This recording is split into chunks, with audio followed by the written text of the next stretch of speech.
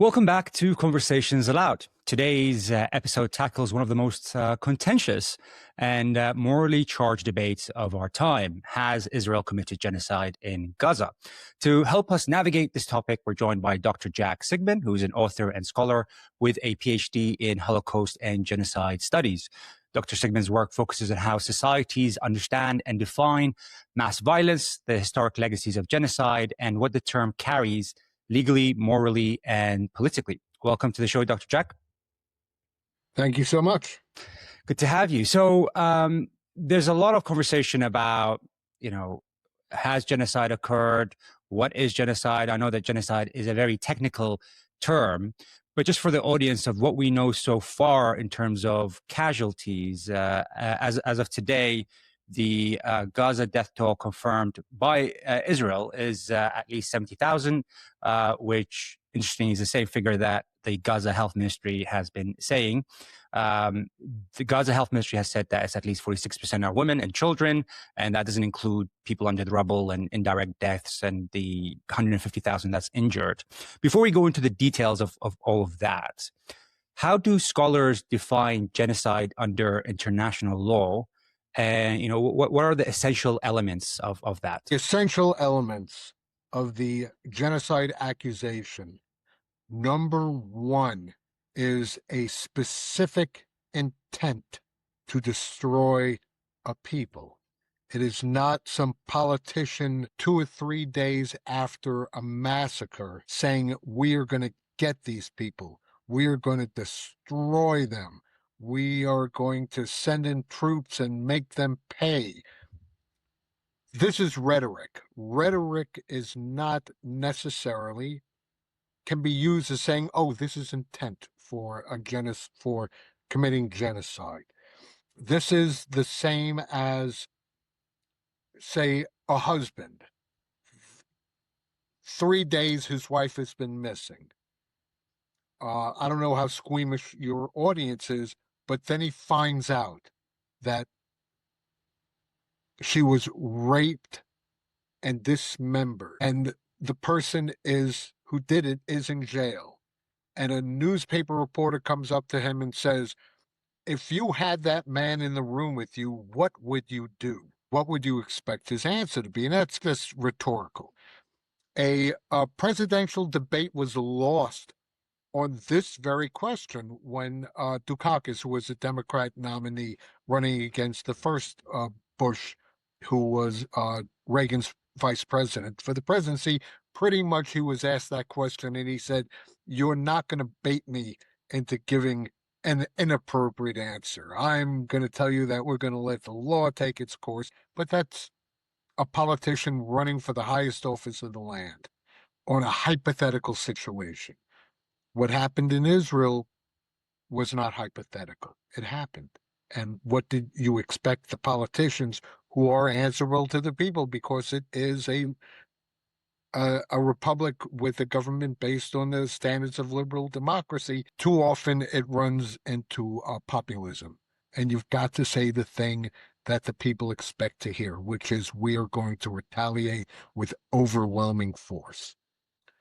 Going back to genocide, with intent being specific, the original definition of genocide, according to the UN, was in a 1946 resolution, and basically it said that genocide is denial of a people's right to life, as murder is the denial of a person's right to life. But okay, so we're going to go into kind of what was said, because the intent, as you noted there, is very important. So what you said is that genocide is about destroying a people in part or in total.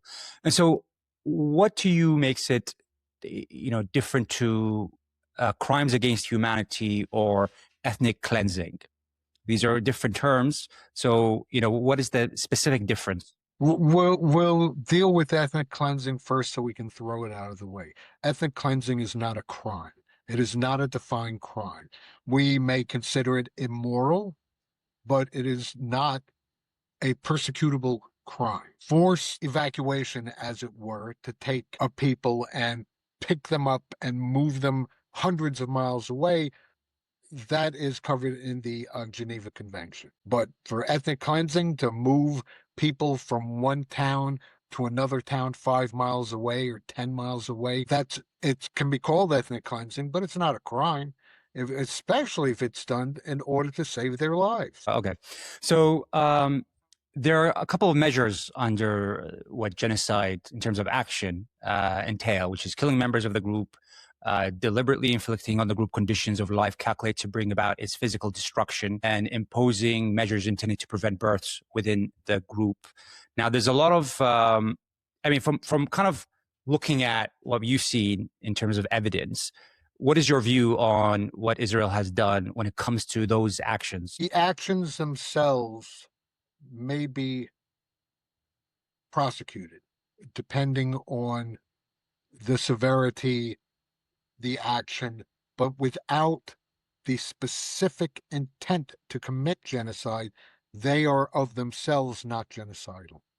Looking at when we said in whole or in part. Well, in part, if you're not a genocide scholar, what does that mean to someone on the streets? That could be one person. And in the case of Rwanda, there was a prosecution in that one person was charged with genocide for killing one person, but only because he knew that there was a genocide in process and he was participating. So that him killing one person was enough to be proved as committing a genocidal crime. However, if you look at the court's reaction in Bosnia, when Bosnia as a whole, they said, well, yes, 200,000 people were killed, but it was only 5% of the population, and that's not enough to be called in part. The writers of the convention meant a substantial part. They just couldn't figure out how to write it, but that's what's in the minutes of the meetings when they wrote the convention. Okay, so when analysts look for intent, which is the part that differentiates, I guess, genocide from other terms, like crimes against humanity and mass killings, which is the legal kind of central to genocide. What kind of evidence are considered credible or useful in that? Well, of course, you always have the written order by General Trotha in 1905 regarding the Herero in Africa, saying any Herero in this area are going to be killed. If you were in this area, we are going to kill you. We're going to kill all of you. And this was in writing, posted on the walls.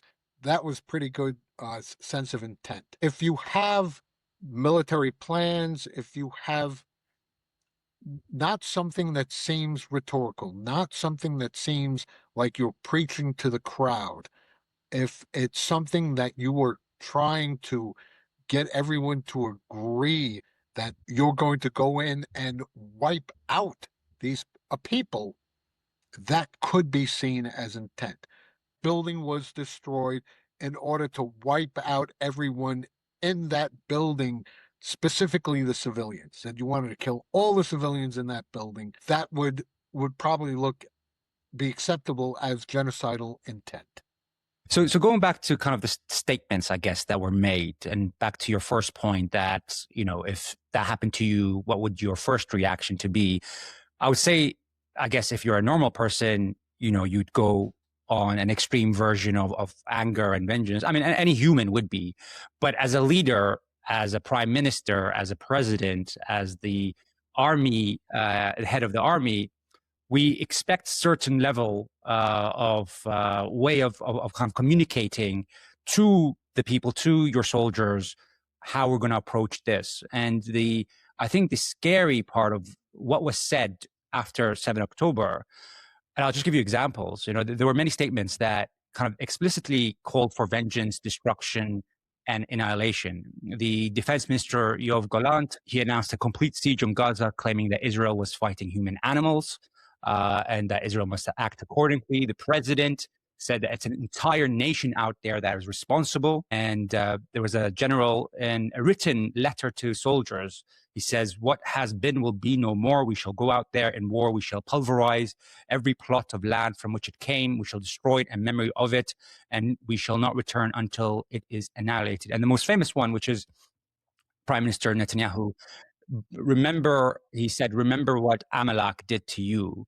And this is a war between the sons of light and the sons of darkness. Of course, in the book of Samuel, God tells the Israelites, now go and attack Amalek and utterly destroy all they have. Do not spare them, both kill man and woman and child and infant. So when you're hearing that as a soldier, isn't that a kind of telling you there are no red lines here? You can go and kill? If this was an army of illiterate conscripts with no sense of morality or ethics, I would agree with that. But what you're looking at is one of the most educated armed forces in the world that have a sense of morality driven into them. I spent 20 years in the military. Of course, it was the American military. And I will tell you that we were frequently lectured on what can be done morally in war to ensure that no matter what rhetoric we heard from the sergeant or the captain, that was not our guiding principle, that the morality within the laws of war are our guiding principle. Now, of course, there are going to be rogue soldiers no matter what is instilled. Israel has a reputation of being the most moral army on the face of the earth, but that's a comparison. What are they being compared to? The Russian army, the Iranian army? Probably based on those comparisons, Israel is a little more. Their forces are a little more moral, but it's a comparative thing. It's not. I wouldn't say any army is specifically moral. I would say that they have a different sense of what is acceptable. I guess you're making the differentiation between kind of what the soldiers took from those speeches, which is subjective. We don't know what they took from that. But then we look at kind of when we're looking specifically at intent in genocide, we look at what those leaders said, and then separately what actions were taken and do they connect to what was said. But just taking the intent part before we go into the actions, those statements, I mean, there was even statements taken from different military brigades, where one said, everyone you encounter is an enemy. If you see a figure, open fire, neutralize the threat, and keep moving. Do not hesitate. Do not second guess. Which is kind of saying, you know, the example you gave before, anyone past that line, shoot. Doesn't matter who they are, what they are. They may be carrying white flags, which actually happened when there were Israeli hostages carrying white flags and they shot them. Just that intent, isn't that enough evidence from a statement perspective without looking at the actions, which we'll go into? Isn't that enough evidence to say there was intent? There could be enough evidence, such as when they saw him in Vietnam with the My Lai massacre, that a certain patrol or a certain, not a brigade, because that's a lot of people, but a specific unit had genocidal intent as they went in. But was that the government's intent? Unless there's an order from the government going in to do that. And then what you have to look at is, despite all of the rhetoric, what actually occurred when you have basically a 99% civilian survival rate over a 2-year period of time of what is being called a genocidal crime. It kind of makes the term meaningless. What you saw in Rwanda of 800,000 killed in 100 days, what you saw in Srebrenica with a much lower number. You had 8,000, and they were men and boys, and they were murdered. They were executed. This wasn't a fight. This wasn't hunt them down and kill them. This was arrest them all, put them in a concentration camp, take them out in groups into the forest, and execute them. The courts considered this to be genocide. 20% of the population in a specific area. But I guess that's the issue, right? Because you said there 99% of the civilians survived, which we don't really know that. I mean, the figure that what is your assumption of the percentage of the civilian population of 2.3 million people? What's your percentage? So And we don't know how many were civilians and how many were We don't. I military. mean, And when it talks about children, it doesn't say how many were 14 to 8 to 17 who were child soldiers. It doesn't mention any of that, and it doesn't mention it for a specific purpose. And one of those is so that people can say, oh my God, it's genocide. They killed all these women and children. so what we know from the figures, and of course this will change as time goes by. It's still pretty much a war zone, and so we might know in 10 years the real figure. That's the issue that we're facing. But what we know is that at least 70,000 have directly been killed, which was kind of confirmed by Israel. This was said by the Ministry of Health, and we were kind of in a way gaslighted for stating what they stated because it was the Hamas-run Ministry of Health. But 70,000, whereby 50% of that were women and children. You can't say that. First off, since children comprise 50% of the Palestinian population, how in a genocidal aspect could the women and children only be 50%? They've got to be 75% in a genocidal action based on their population. Well, because the thing is, we don't actually know the real number. This is just the direct deaths. There's people under the rubble, which haven't been identified. There are people dying from indirect deaths, such as not access to medical care, which for children, I think a lot of deaths would come from that also, from not having access to the medical care, not access to the right food and water, and the diseases that come with it, and all of that. So this number could easily be, we find out, 200,000. We don't know. That's the thing. We don't know what it is. And then there's injured, 150,000 estimated right now. And so we're looking at really 10%, less than 10% of the population possibly there. Well, the possible isn't enough to say genocide. Possible is just, it's possible half the population. I mean, that's not probable, but we can't base it on possibilities. But isn't the question really isn't about the body count? It's whether the survival as a functioning community is being intentionally dismantled. That is an excellent point. Many genocide scholars will look at what Lemkin discussed in his papers regarding the destruction of the ultimate goal of genocide is the destruction of the community, the destruction of the people, even though it isn't immediately killing all of the people. And that's an interesting point. But Lemkin's definition is not that of a crime. That's of what he considered genocide. The crime of genocide is what's in the Genocide Convention. You can't go back and say, well, this is what Lemkin believed. We have Martin Shaw and Dirk Moses both claiming that Israel committed genocide in 1948. Lemkin said in 1949, 1950, that's not genocide what happened then. So do we go back to his papers and say, oh, we have a thing of genocide, even though Lemkin says that was not genocide? So you can't have it both ways. Yes. So just to clarify this point, because one of the actions, the 5 actions of genocide, is the deliberately inflicting on the group conditions of life calculate to bring about its physical destruction in whole or in part.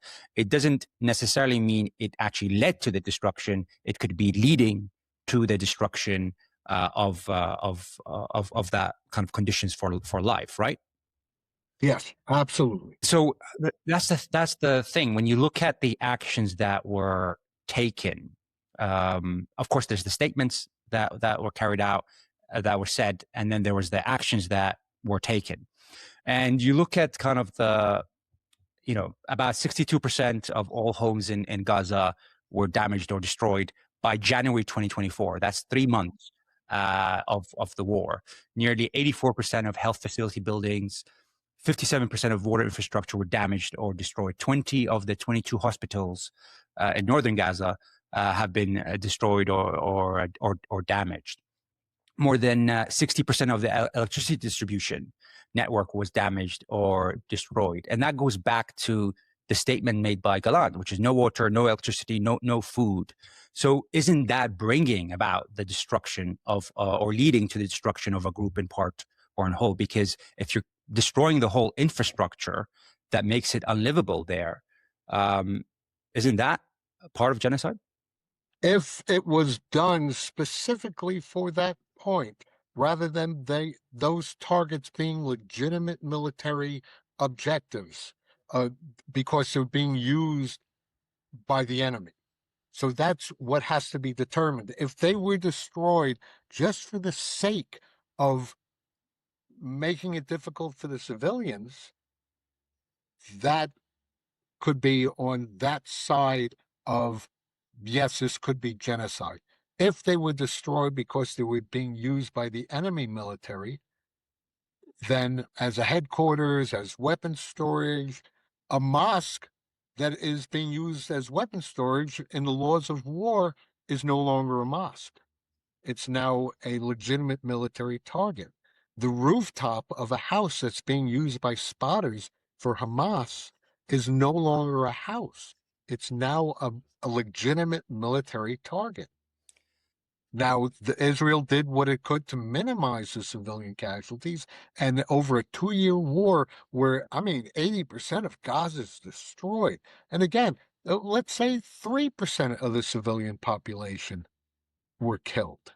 97% survival rate. No one in the courts would who did not have a specific bias would consider that genocide. The thing is, as you mentioned, when you look at Gaza, it's not there, essentially. It's very hard to argue that every building had a military objective. Unless Hamas had one member in every single building in Gaza, then you could argue that there was a military objective.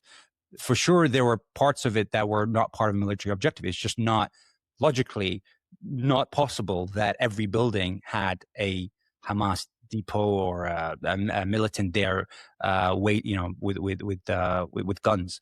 So I think it's very difficult to make the argument that this was all for military objectives. It is hard to make that argument. Take a look at the Hamas tunnel network. Destruction of the entirety of those tunnels is a legitimate military objective. If the houses on either side of the street where that tunnel is underneath fall down, that's collateral damage that's quite legal. There was no one in Hamas in those buildings. That's not the point. The point was destroying those tunnels. So the houses are going to come down. I see your point and I see the other point. And at this moment, until more information comes out, I've got to go with the other. So I guess the point you're making is that because there were tunnels underneath Gaza, then all of Gaza can be destroyed wherever there's a tunnel in there. And it doesn't matter if there are civilians above there. It's all a military target. My understanding is that they did not bomb those tunnel areas until they were reasonably assured that the vast majority of the civilians had left those areas. That I understand that there were people saying, I'm not leaving, this is my home, I am going to live or die here. And yes, they died there, but that was their decision to make. The troops were not going to go in and pick up people and cart them out. They sent the warning. They said this area is going to be destroyed. You need to leave and head 5 miles east or west or wherever. It was assumed that it would be safe at that time, and then they destroyed the target. That's what a humane army does. But I guess what people will say is that there were no safe places, because even when they sent people to that safe zone became unsafe. And even on the way to the safe zone, people were killed. In the safe zones, people were killed. Basically, there was no place where it was not a military target or could be said that it's not a military objective. So it's almost like if Israel says it's a military objective, then it's fine because they said it's a military objective. There's no way of telling them show us the proof, because that's not how it works.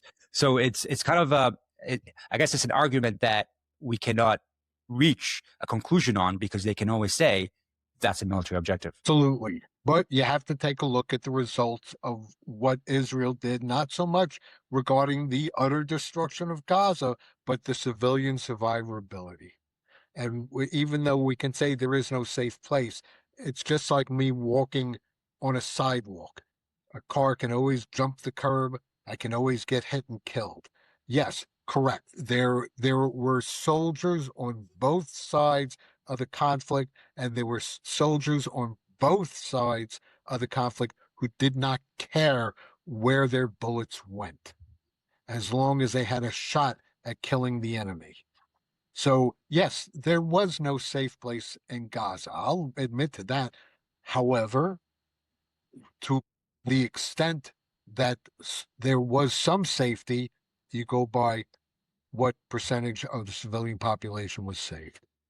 And for a war that lasted 2 years with such utter destruction, the civilian survivability was amazing. It was a miracle that so many survived.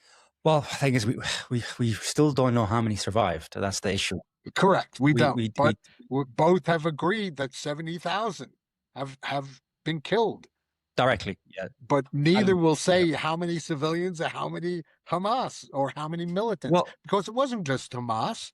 It was ordinary Gazans. It was Islamic Jihad. It was other factions. They're now internally fighting. so we have actually, I was looking at some reports, and there was an Israeli intelligence officials that, as of May 2025, have listed 8,900 militants from Hamas and Palestinian Islamic Jihad in Gaza as dead and probably dead.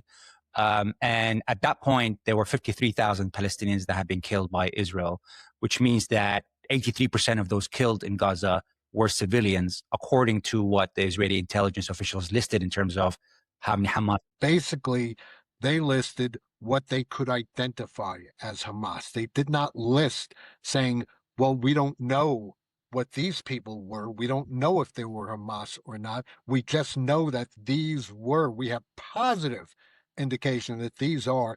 We don't have positive indication that the rest were civilians. Assume that when Israel's bombing a place, they are bombing a particular militants that they've identified, and so when they bomb it, they know that that's the militants that we've killed. No, because they may not be targeting militants. They may be targeting a tunnel. They may be targeting a weapons depot. They may be targeting a headquarters where are no people, but it's still a headquarters. Which brings to the point about the weapons that Israel used. There's a lot of reports about the heavy, unguided munitions that have a wide margin of error that are being used in densely populated areas. They call them dummy bombs. They're not precision guided. They're not smart weapons. And I saw that one military expert said that Israel is dropping in less than a week what the U.S. was dropping in Afghanistan in a year.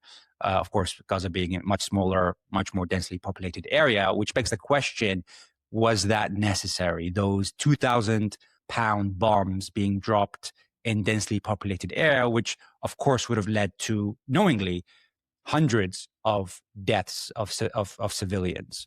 And that, for a lot of people, was kind of deliberate intent of killing, or knowingly to kill civilians unnecessarily, because why would you use 2,000-pound bombs in densely populated areas? The issue of the 2,000-pound bombs, again, was destroying tunnels, which were 20, 30, 40, 50, 60 feet below the surface, covered with concrete or road or whatever, and that's what's required to penetrate into that area. I also read reports that Israel had, in munitions, had dropped 10 times the destructive power of what was dropped on Hiroshima.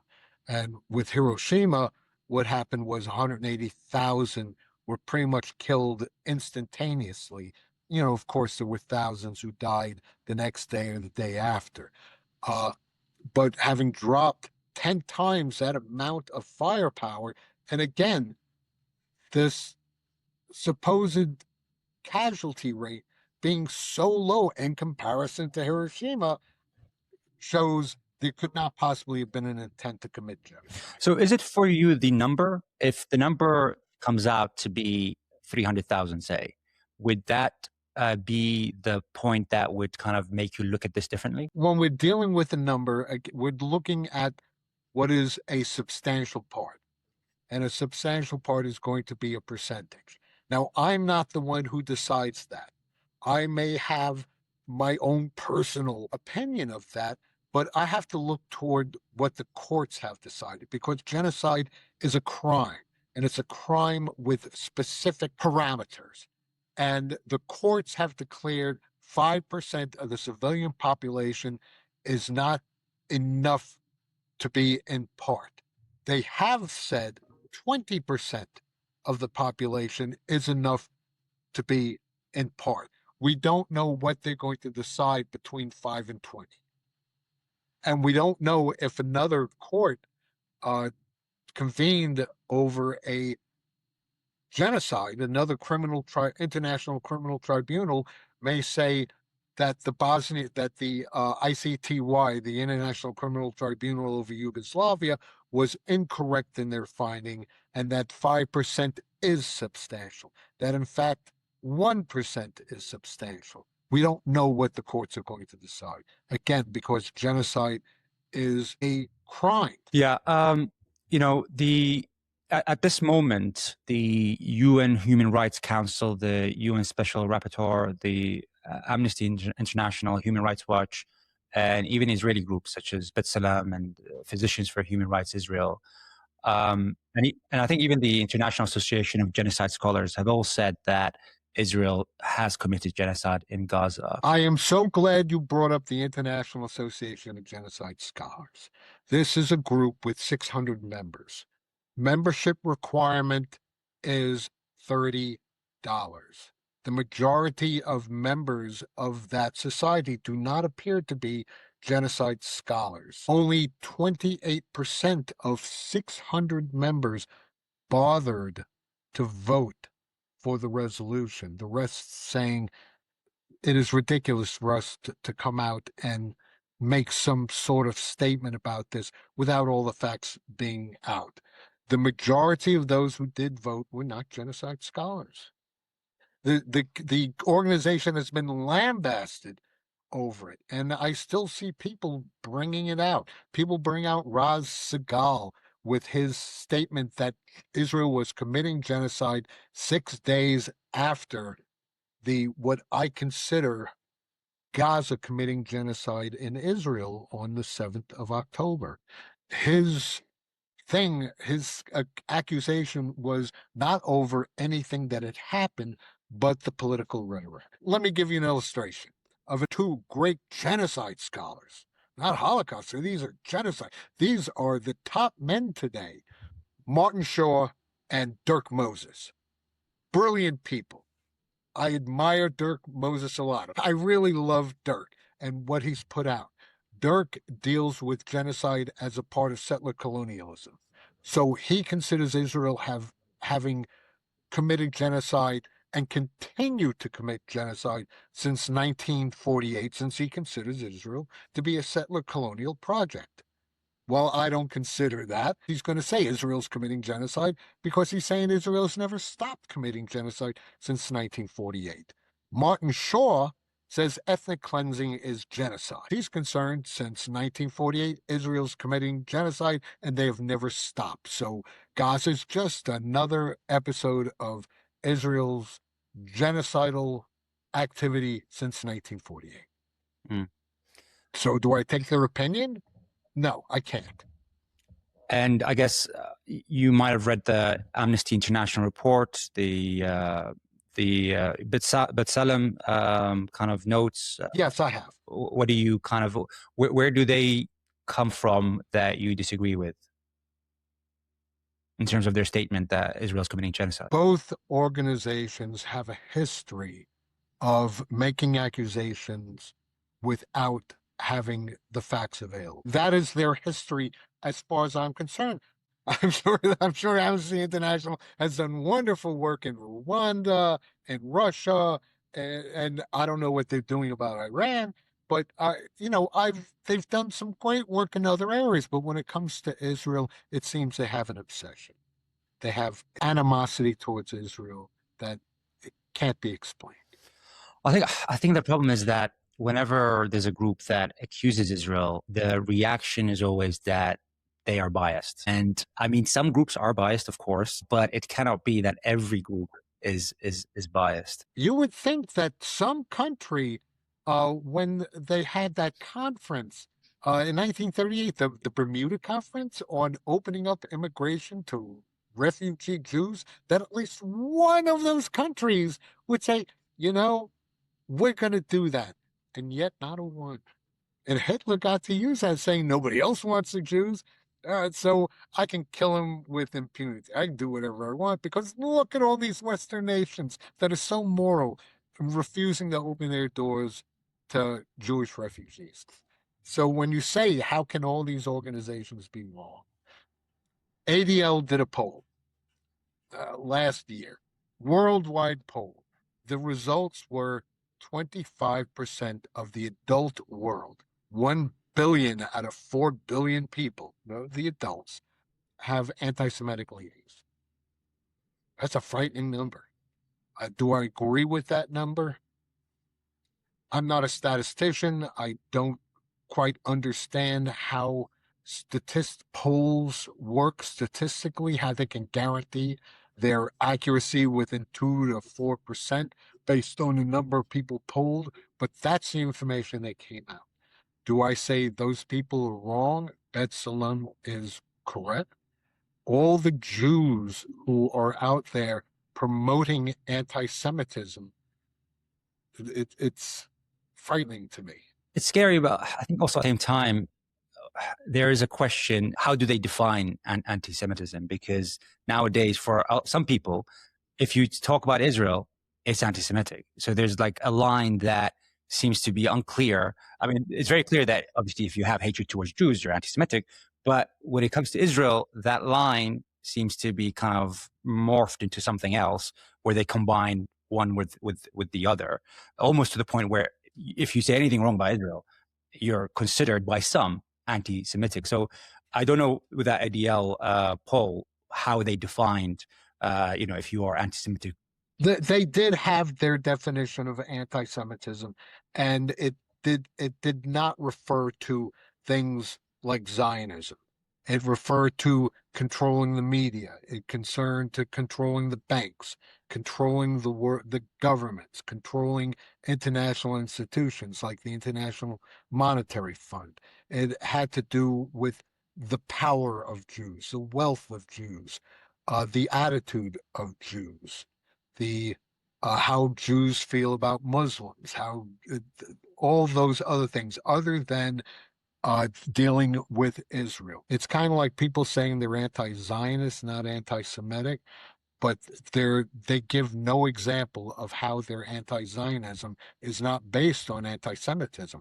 I will tell you, I am fully against the Israeli government on how they do not fund schools in Arab neighborhoods and in Arab towns to the same extent that they fund schools in mixed and predominantly Jewish neighborhoods. This is a terrible thing. This is a sin. That's not anti-Zionism. That is against a specific policy that comes about because of being a democracy, where you have to cater to the people who vote you in, and which is a terrible thing. However, when they come about saying that they're trying to make conditions so that the 2 million Arab Israelis are forced out of Israel, that's pretty much an anti-Semitic statement. That is not saying what's bad with Israeli policy. That's saying that's bad with Israeli Jews. Got it. Okay, Dr. Jack, this has been a very interesting conversation. Where I think I lie, in my view, is that the point about the deliberately inflicting on the group conditions of life calculated to bring about is physical destruction. for me, there's a Yes. lot of evidence that indicate that that was carried out. But just when you look at Gaza, look at the destruction to every kind of structure, from energy to food to the healthcare. It just, I cannot see how there is a military objective for every kind of building that was destroyed. Statements like, we're trying to create a buffer zone and therefore everything in this buffer zone has to be destroyed. There's just so many things that could be used as a military objective without us kind of really finding out the truth about whether this was a military objective or not. It's almost like they can just use that statement, and that is a getaway card to doing whatever in terms of destroying buildings.